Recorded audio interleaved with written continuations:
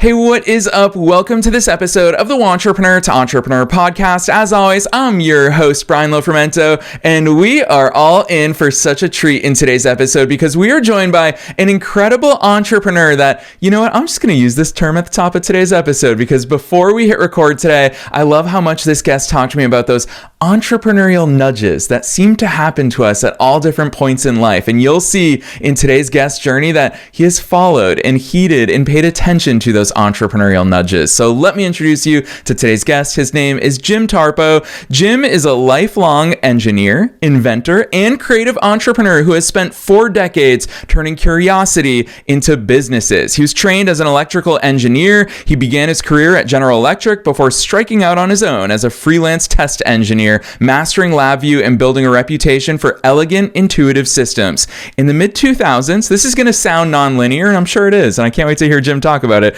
Jim took a hard left turn into art and product creation, founding Fluorescent Gallery, where he pioneered backlit architectural art used in hotels, gyms, and commercial spaces around the world. That creative evolution later expanded into ultra-high-resolution fine art photography, and most recently, a consumer product called Grippy Bands, which is a simple but clever grip system for insulated water bottles. Jim's story is going to get us all super fired up and excited about all the possibilities ahead of us in this new year and beyond. So I'm not going to say anything else. Let's dive straight into my interview with Jim Tarpo.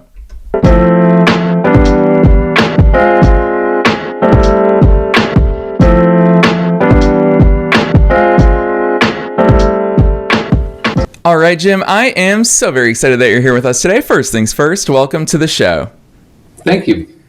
Jim, I've got to say, I always love reading people's bios and giving an overview because to me, I remember listening to podcasts and everything felt like it made sense. Like, oh my gosh, Jim, one thing led to another. But being an entrepreneur myself, I know how not linear it felt in all of those moments. So let's start with you personally. Take us beyond the bio. Who's Jim? How did you take all these twists and turns along the way?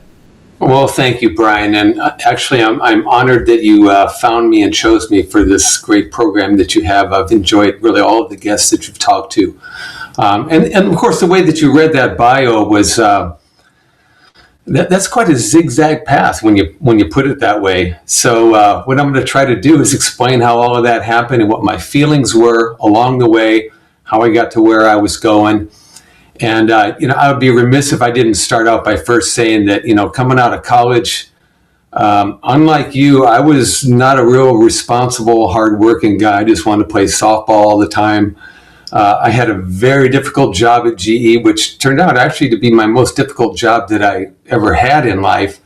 For example, a typical job at GE would involve me as a 22-year-old going into somebody's steel mill that isn't working, trying to figure out why it's not working, and fixing it in front of a bunch of people that I don't know. I don't know their equipment. I don't really know the process all that well. So it was a very intimidating job at the beginning. It was a real hello when you consider that to what college is like.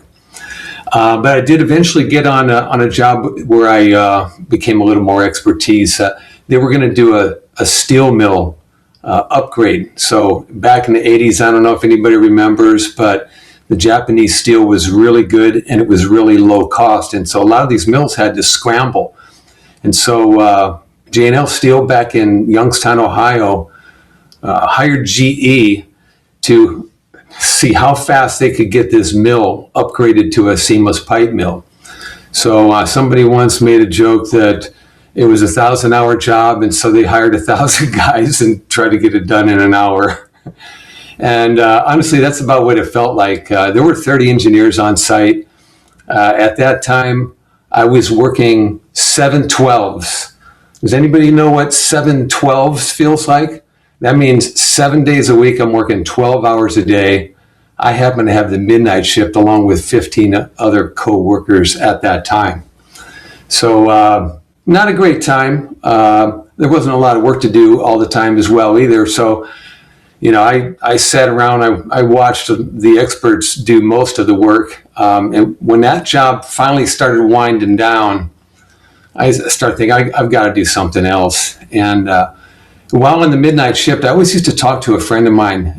His name was Mark. He went to school with me. one of those guys that's kind of, there's some guys that are too smart for school. He quit school, and then I think he got a patent on some kind of musical interface, serial interface. Brilliant guy. So he's always trying to talk me into coming out to California.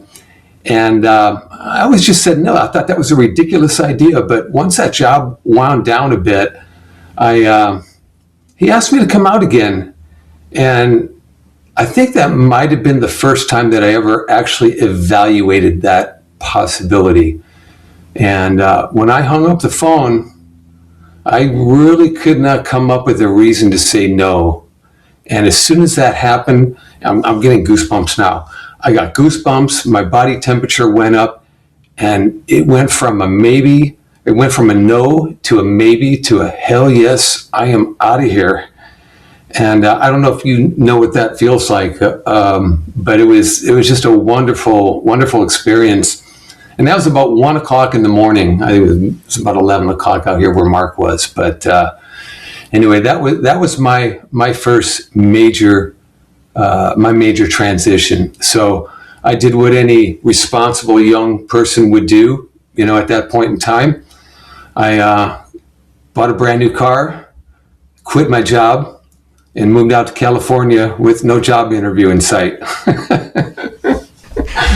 Jim, hearing that story, you and I obviously interacted off air, and I resonate so much with it because in my mid-20s, I was burnt out from my agency work that I was doing at the time. I just published my first book, Wantrepreneur to Entrepreneur, which obviously a year later turned into the launch of this show. But there were a lot of question marks at the time. And what did revenue look like for me? What did my business model look like for me? So being in Boston, packed up my car, drove across country, moved to Los Angeles, California.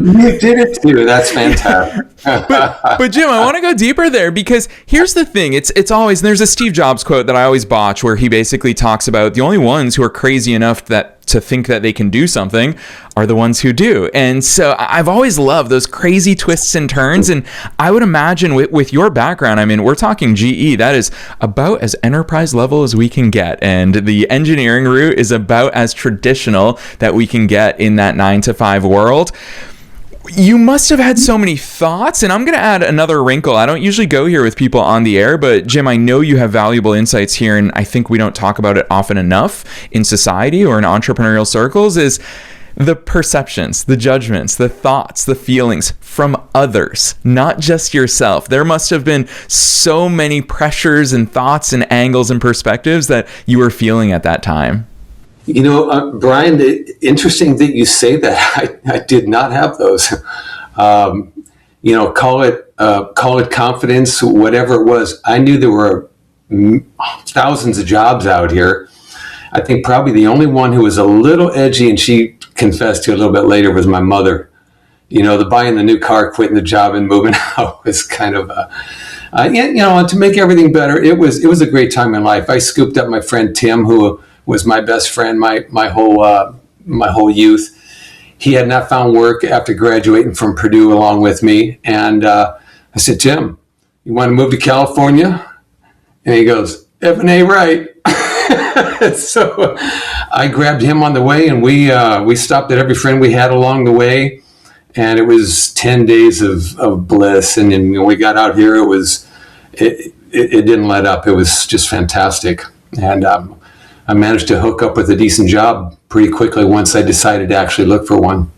Yeah, which there's some philosopher's quote. I always forget how it was phrased, but it was essentially, if you allow yourself to worry about the worst case scenarios, then all you're doing is going through a potentially bad situation twice. First in your mind, and then second in reality. And so we might as well just get rid of that first one. Don't worry about it, because if it's going to happen, we're going to experience it anyway. So why experience it that extra time? But it is that faith that you took that leap, and you, of course, found yourself on your feet.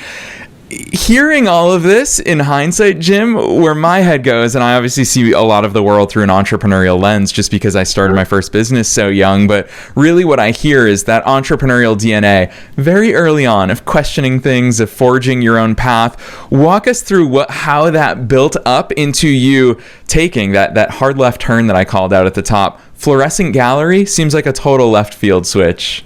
Well, that didn't show up until much later. you know, in fact, I had a very long career as a test engineer out here.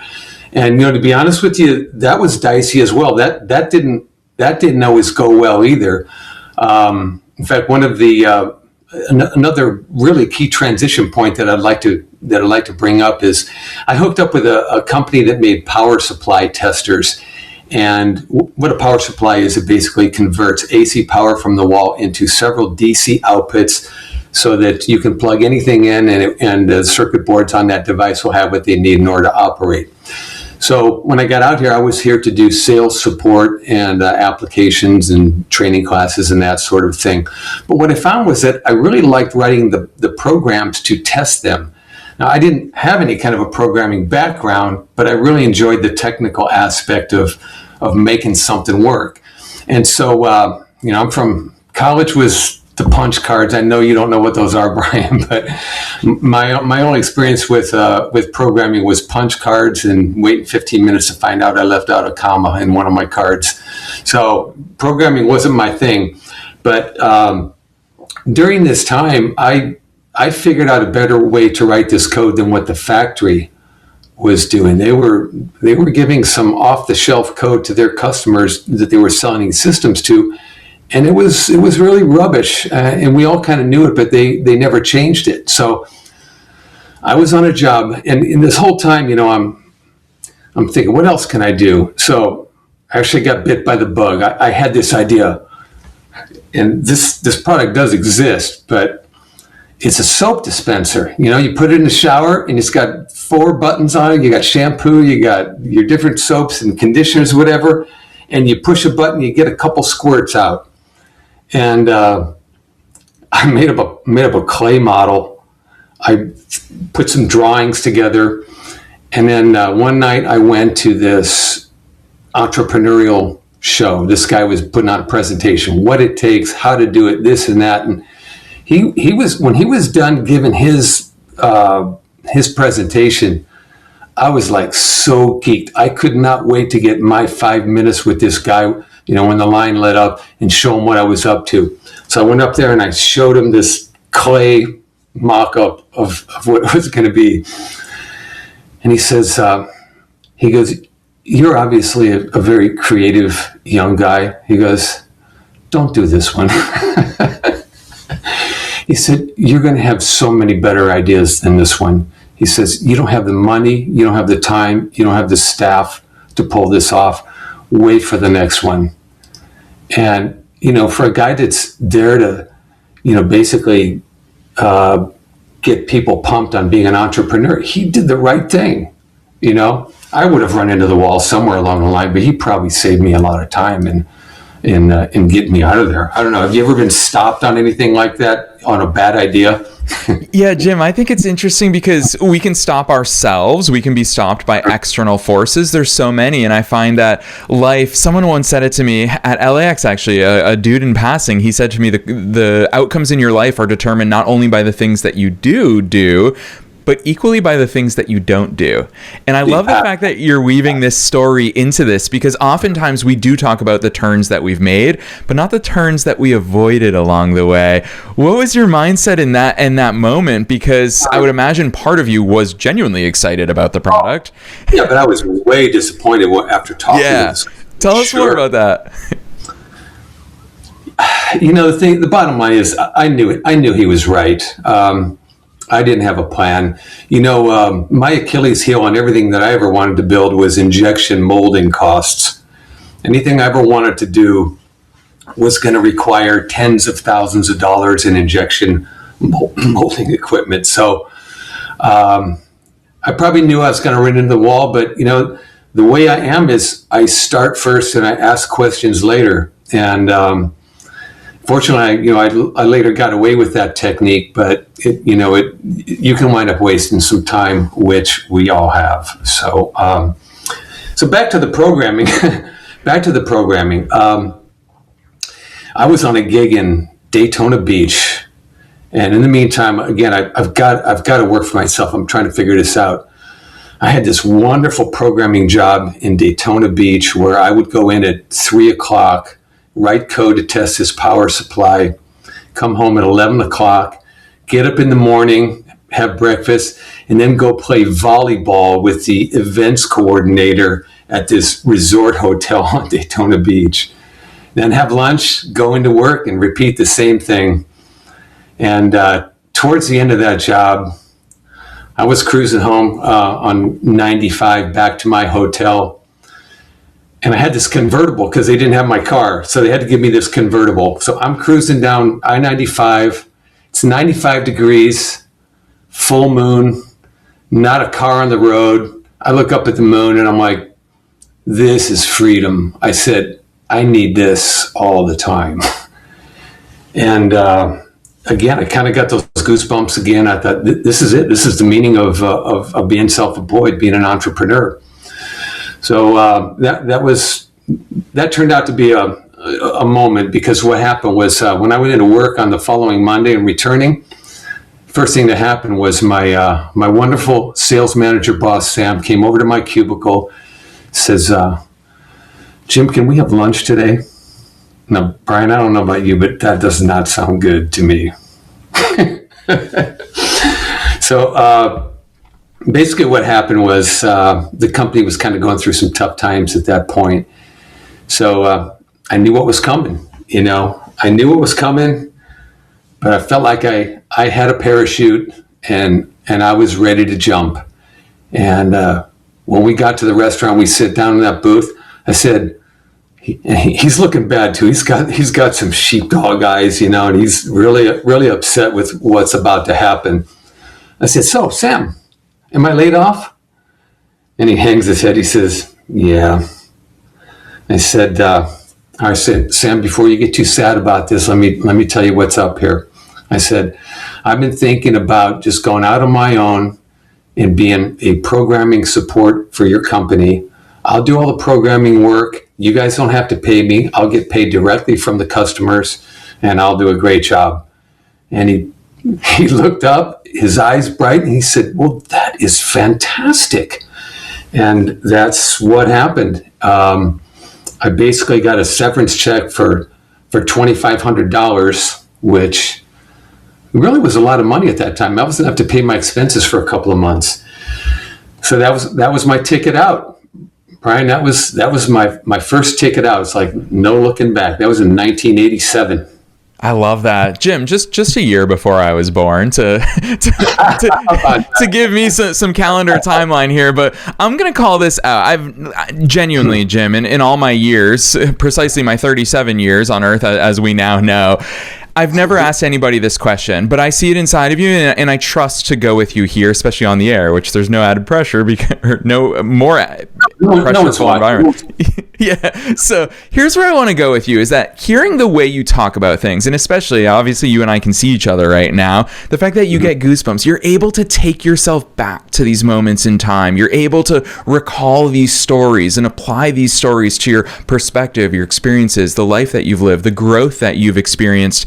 Oftentimes when I go on other people's shows, off air, the host will give me credit of saying, I love how you didn't just introduce us to a topic, you told a story. And so for me, it's just, I've always kind of chalked it up to, it's just an innate thing that I've done ever since I was a kid, is I reflect on stories. I really simmer inside of those stories to make sure I'm getting the most out of those.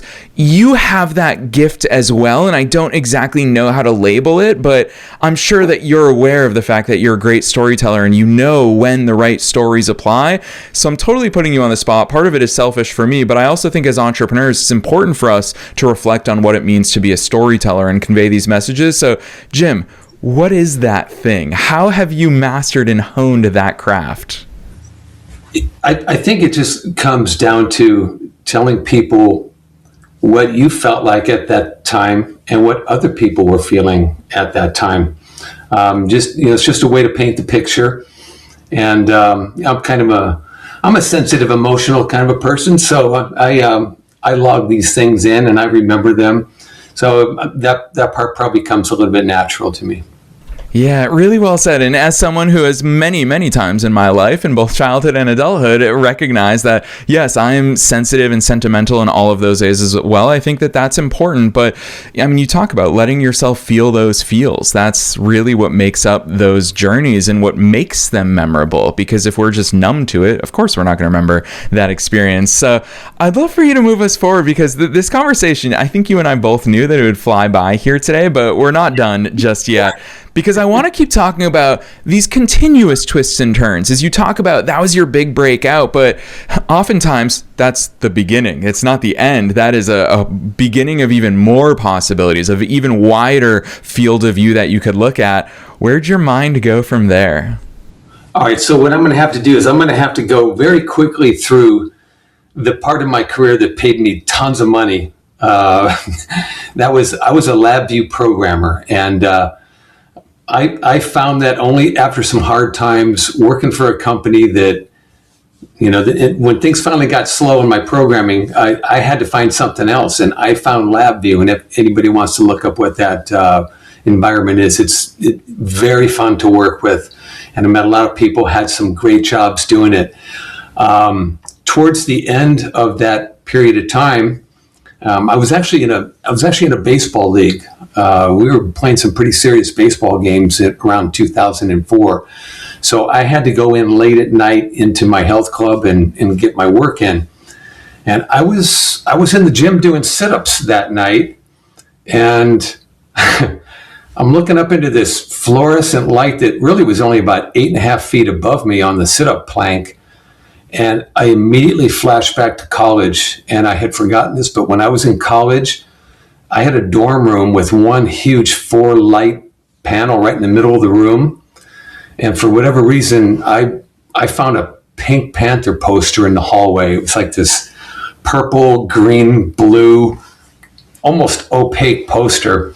And I just laid that thing in and taped it down in the light and closed the lid, and it completely transformed the room. We had the party room for the rest of the year. You can't believe what that thing did. When I took it out when school was out that year, I took that thing back out and I thought, oh my God. But doing those sit-ups, I thought back to that and I thought, wait a minute, we've got some pretty high-tech printing processes these days. I bet we got some better materials than paper that could go in that light. And honestly, that hit me like a ton of bricks. I stopped my workout immediately. I went home. It was about 10:30 at night. I wrote everything down, and I got up the next morning, just to double check. Sometimes I get ideas and I wake up the next day. They don't seem like such good ideas. I got up the next morning. I read the whole thing that I wrote the night before, and I said, heck yeah, I'm going with this. And that's how I started Fluorescent Gallery. I had no ability to do any of it. I did not know how to use any kind of graphical programs. I didn't know anything about decor or design. I didn't know what to print it on. I didn't know who was going to print it. So all of these things, I had to learn them all. And so I just took them one by one. The first thing that I did was I bought a $39 graphics program called Photoshop Elements. Wasn't even the full-blown thing. I made a living off of that $39 program for a few years. And I'll let you talk now, but that was basically how I got started. I had work to do, though. Yeah, Jim, it's funny. I always look at Photoshop Elements and I'm like, why does this exist? What exactly is Elements? But it's amazing to hear how important that was in your story. I don't know how to use Photoshop and don't have that much ability. It gets them started. I love it. Yeah, it is that gateway into full-fledged Photoshop. I'm going to ask you this question, though, because it's really fun for us to follow along with this storytelling, because you talk about the soap dispenser idea. I want to go back to that. And you recognize, and of course that mentor also recognized in that moment, there's going to be some hard times ahead and you're going to run into some big blocks along the way. My argument always in the world of entrepreneurship, Jim, is that every single path you choose is going to have those obstacles and those hardships. And so I see very frequently someone says, oh, so badly I want to start, I don't know, let's say a social media agency, but people keep telling me it's hard to break through there because there's a lot of noise. So I'll call this out directly. Sorry to any listeners who I'm directly calling out. Jim, right now a lot of people will be like, oh, I saw on TikTok that it's very easy to start a laundromat. It's easy money to start a laundromat. So people will turn their attention there, and then they quickly realize it's called I love that concept of uninformed optimism, is that when you are not informed about something, it seems easy. And so it gets you excited. And then you reach the point of informed pessimism before you can finally reach the point of informed optimism is the goal that gets you there. So knowing that the soap dispenser, you recognize those hurdles and said, no, these hurdles aren't for me at this time. And you pivoted, which correctly in hindsight, I think we can say, with Fluorescent Gallery, I'm sure you also ran into roadblocks. Like that wasn't easy as well. You're showcasing how many things you had to learn. What was the difference there in the types of roadblocks you were facing and willing to tackle at that time? So Brian, it's a good question. Basically, I didn't know that it was a business for a couple of years. I just knew that every time I got my printed samples back and I got better at coming up with designs, and I was out with my camera, taking beautiful sky photos and things like that. When I got those printed samples back and put them in the test light fixture that I put in my house, I felt great. I was excited to get them all. And when they came back, it felt like no-brainer stuff. And so I was willing to work, and I think this is important. I was willing to work in a state of doubt and confusion for a long period of time because I knew that it was going to pay off. I had a pretty good idea that it was going to pay off. And I think that's key. I think you got to be able to tolerate not being an expert at your job every day in order to get there. That, in this show's history, which we're going on almost a decade now, is one of my favorite answers ever, Jim, because I feel like even for me as a lifelong entrepreneur, you just unlocked something inside of my mind. I often think back to, why was my first business my first business? It was a soccer blog all the way back in 2008. I had no idea it was going to be a business. And that's why it became my first business, was because I was doing it for the reps. I was doing it for the internal growth. I was doing it to learn new things, test my own limits, and just put things into the world that, honestly, Jim, I loved at the time. I love writing and I love soccer. So of course I started a soccer blog. Talk to us more about that, because obviously you and I both know where this story is currently with regards to Grippy Bands and all the cool things that you're doing. And I know we're going to have you back on for another episode at some point, but I also I do want listeners to see this evolution into today's world, because Jim, just like how I feel every single day, I feel like you also are equally lit up in the things that you get to do and the things that you choose to do. And I think that this is such an entrepreneurial example for people to follow. Yeah, my jobs have been very fun. I mean, you can barely call it work. When I was a programmer, my happy spot was, 6:30 at night, everybody's home. I got my iPod playing music in my headphones, and I'm having a meal from the vending machine, and I'm writing code. I actually still kind of miss those days.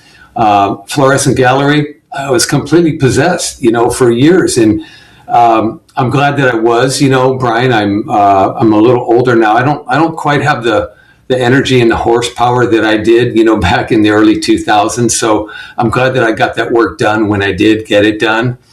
And the Grippy Bands is kind of the same thing. That was out of nowhere. That was another thing that just came out of nowhere. My daughter comes home with a couple of, bands that say, Julian Santiago for homecoming court. I put them on a water bottle and carried them for 3 or 4 years, telling everybody I'm going to start a business. And then kind of one day I did. And that's a tough one. That one's been a little bit more work. I'm a little bit out of my area of expertise on that one, but it's fun. That one's going to be a lot of fun for everybody. Jim, I'll tell you what, I want to do a follow-up episode with you full on about in the midst of building Grippy Bands. That's going to be a fun one. But I'm also going to call you out while we're together on the air, because I don't believe that you don't have the horsepower that you had in the early 2000s. I think you just expended on the pickleball court, so I'm going to have to call you out for that. That could be. Well, if you saw the limited ability that I have, you might not say that. But, True. All right, we'll have to get on a court at some point in the near future together. But Jim, I'm going to put you on the spot one final time here in today's conversation, because I always ask this question at the end of every episode, and that is, what's your best piece of advice for listeners? I feel like you're such a shining example in a lot of different ways, and I think that what I appreciate about your approach and so much of what you've shared with us today is that you don't have the answers. You are just always willing to go and explore and find some answers along the way. And so knowing that we're being listened to by both wantrepreneurs and entrepreneurs at all different stages of their own growth journeys, and as a fellow entrepreneur, what's that one piece of advice that you want to leave them with today? Well, one of the ones I came up with is, people don't realize this, but there are things that only they see and only they are good at. I asked the Photoshop experts, what would make a good light design? I asked an established artist, what would make a good light design? And they drew blanks. It was only myself that could come up with, an idea for a light design. So if you're looking at something and you think it should be a certain way, trust yourself. I question all products and procedures. That can be annoying, but I question everything. Like, what could be better about that product? What could be better about that procedure? What have they left out? And, and like I said earlier, don't be afraid to work in a state of confusion for extended periods of time, because eventually you come out the other side of that. Oh, I love that advice and the way that you articulate it, Jim, and especially the fact that it comes from personal experience. So that's the best type of advice in my books, is the one that comes from personal experience, not from theory. So, Jim, I'm so appreciative of the way you show up for everybody around you. I'm incredibly appreciative of the way that you've shown up for our worldwide audience here today. I'm also very excited for listeners to go deeper into all the very cool creative aspects of the work that you do. So for listeners who are saying, gosh, this Jim guy, he's really cool and he's really interesting, and I want to follow along with his journey, and I want to see his products, and I want to get all of it, drop some links on us. Where should listeners go from here? Sure. Okay. So we talked about Fluorescent Gallery. That's fluorescentgallery.com. You'll see some examples of what people have done with their lighting. We didn't talk too much about my panoramic photography business, Jim Tarpo Photography, or just Google my name and you'll find me easily.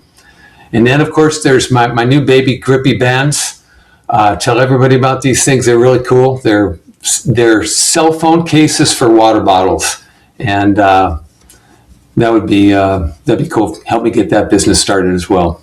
Yes, and listeners, you already know we're dropping all of those links down below in the show notes, no matter where it is that you're tuning into today's episode. And Jim's right, we didn't talk about Jim Tarpo Photography, but I love even just this tagline about he has ultra large photographs that produce dramatically sharp prints at billboard size. So as someone who loves good aesthetics, I'm personally very excited to go deeper into all the cool stuff that you're doing, Jim. So listeners, don't be shy in checking out all of those links down below. We're also linking to Jim's personal LinkedIn. So this is somebody who is so passionate about all the things that he does and so generous in sharing his experiences with others. So if you want to have an incredible entrepreneur in your network, definitely check out those links down below. Otherwise, Jim, on behalf of myself and all the listeners worldwide, thanks so much for coming on the show today. Thank you, Brian. You're the best. Really appreciate it.